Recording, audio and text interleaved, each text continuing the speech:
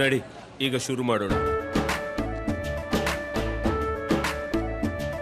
ಕೇಸರಿಯಿಂದ ಮನೋಲ್ಲಾಸ ಮನಸ್ಸು ಮತ್ತೇರಿ ಕುಣಿದಾಡಿದೆ ನೋಡು, ಮನಸ್ಸು ಮತ್ತೇರಿ ಕುಣಿದಾಡಿದೆ ನೋಡು.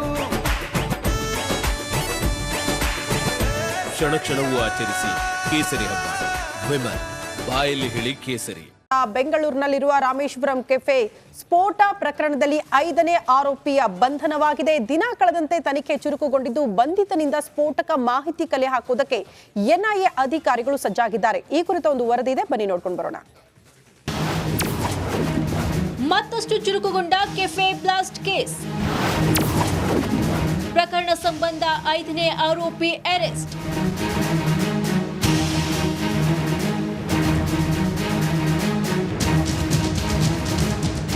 ಬೆಂಗಳೂರಿನ ರಾಮೇಶ್ವರಂ ಕೆಫೆ ಬ್ಲಾಸ್ಟ್ ಪ್ರಕರಣ ದಿನದಿಂದ ದಿನಕ್ಕೆ ತನಿಖೆ ಚುರುಕುಗೊಂಡಿದೆ.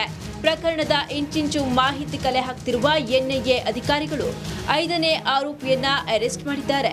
ಹುಬ್ಬಳ್ಳಿಯ ಶೋಯಬ್ ಅಹಮದ್ ಮಿರ್ಜಾ ಎಂಬುವನ್ನ ವಶಕ್ಕೆ ಪಡೆದಿದ್ದಾರೆ. 2012ರಲ್ಲಿ ವಿಧ್ವಂಸಕ ಕೃತ್ಯವೆಸಗಲು ಸಜ್ಜಾಗಿದ್ದ ಆರೋಪಿ ಶೋಯಬ್ ಅಹಮದ್ ಮಿರ್ಜಾನನ್ನ ಪೊಲೀಸರು ಬಂಧಿಸಿ ಸ್ಫೋಟಕ ಮಾಹಿತಿಯನ್ನ ಕಲೆ ಹಾಕಿದ್ರು.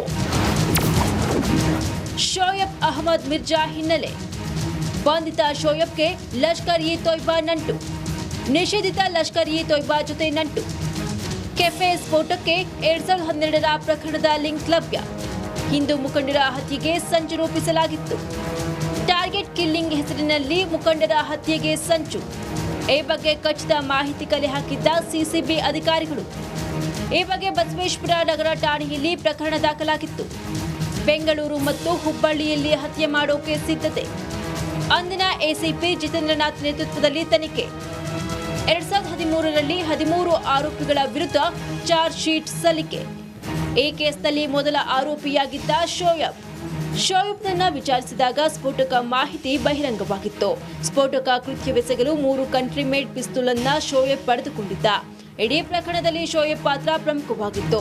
ಶೋಯಬ್ ವಿರುದ್ಧ ಆರೋಪ ಸಾಬೀತಾಗಿ ಶಿಕ್ಷೆಯಾಗಿತ್ತು. ಜೈಲಿನಿಂದ ಬಿಡುಗಡೆಯಾದ ಬಳಿಕ ಮತ್ತೆ ಆಕ್ಟಿವ್ ಆಗಿದ್ದ. ಇದೀಗ ರಾಮೇಶ್ವರಂ ಕೆಫೆ ಕೇಸ್ನಲ್ಲಿ ಶೋಯಬ್ ಅರೆಸ್ಟ್ ಆಗಿದ್ದಾನೆ. ಆರೋಪಿಯನ್ನ ವಶಕ್ಕೆ ಪಡೆದಿರುವ ಪೊಲೀಸರು ಮತ್ತಷ್ಟು ಸ್ಫೋಟಕ ಮಾಹಿತಿಯನ್ನ ಕಲೆ ಹಾಕಲು ಸಜ್ಜಾಗಿದ್ದಾರೆ. ಈ ಕೇಸ್ ಇನ್ಯಾವ ತಿರುವು ಪಡೆಯುತ್ತೋ ನೋಡಬೇಕು. Bureau report, Republic World app. ಇದು ಕೇವಲ ಅಪ್ಲಿಕೇಶನ್ ಅಲ್ಲ, ಸಮಗ್ರ ಸುದ್ದಿಗಳ ಸಂಪರ್ಕ ಮಾರ್ಗಕ್ಕೆ ಕ್ರಾಂತಿಕಾರಿ ಬದಲಾವಣೆ. ರಿಪಬ್ಲಿಕ್ ವರ್ಲ್ಡ್ ಆಪ್ ಕೇವಲ ಸುದ್ದಿ ಅಪ್ಲಿಕೇಶನ್ ಅನ್ನ ಪರಿಚಯ ಮಾಡ್ತಾ ಇಲ್ಲ, ಬದಲಾಗಿ ಡಿಜಿಟಲ್ ಸುದ್ದಿ ಬಳಕೆಯ ಹೊಸ ಯುಗಕ್ಕೆ ನಾಂದಿ ಹಾಡ್ತಾ ಇದೆ. ಇದೊಂದು ಬ್ರೇಕಿಂಗ್ ನ್ಯೂಸ್, ಪ್ರಭಾವಶಾಲಿ ಕಾರ್ಯಕ್ರಮಗಳಿಗೆ ಗಟ್ಟಿಯಾದ ವೇದಿಕೆ. ರಿಪಬ್ಲಿಕ್ ವರ್ಲ್ಡ್ ಅಪ್ಲಿಕೇಶನ್ ಈಗ ಲೈವ್ ಆಗಿದೆ. ಗೂಗಲ್ ಪ್ಲೇ ಸ್ಟೋರ್ ಮತ್ತು ಆಪಲ್ ಆಪ್ ಸ್ಟೋರ್ ಎರಡರಲ್ಲೂ ಲಭ್ಯವಿದೆ. ಈಗಲೇ ಡೌನ್ಲೋಡ್ ಮಾಡಿ.